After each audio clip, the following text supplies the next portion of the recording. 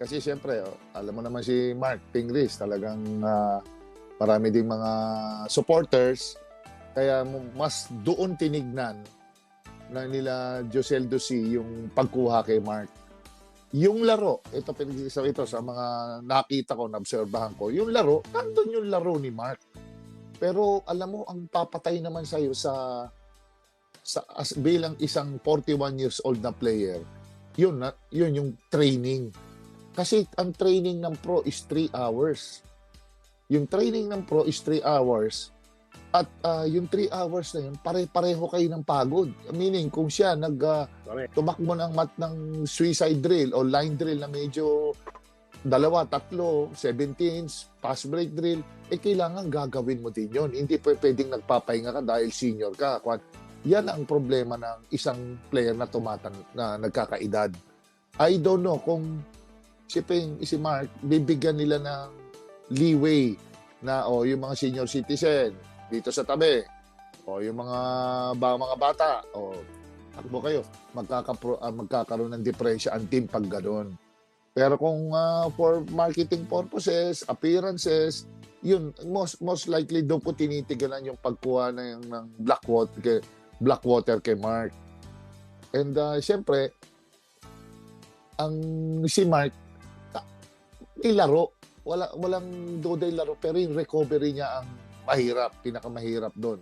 Kasi, yun nga, nabanggit mo nga na kung titignan nyo kasi ang sign ng conditioning ng isang player, kung every day o every game, present ka at naglalaro ka, yan.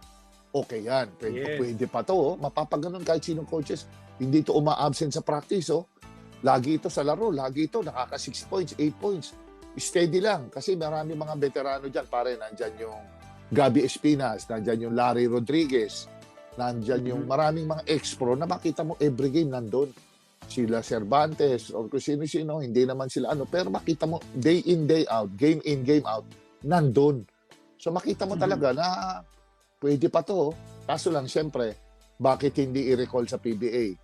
Diba? Kung edad at edad lang rin lang. Pero may ibang, may ibang reason. Kaya very crucial siyempre yung marketability ng isang player. Kaya doon ko kinukuha. Malaki yung recall saan ka na ba, Mark? Pag natanong, nasa Blackwater ka naman.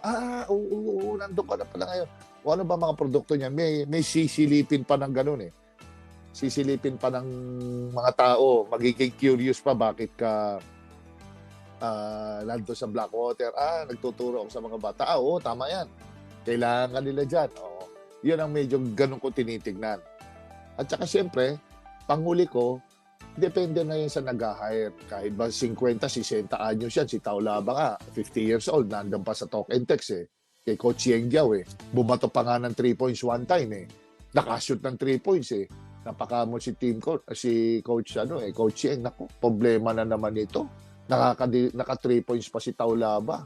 Diba? Minsan, false sense of security. Minsan, makakadisgrasya ka. But not on a regular basis. Diba? So, yun ang mga sitwasyon na nangyari ron. Kaya,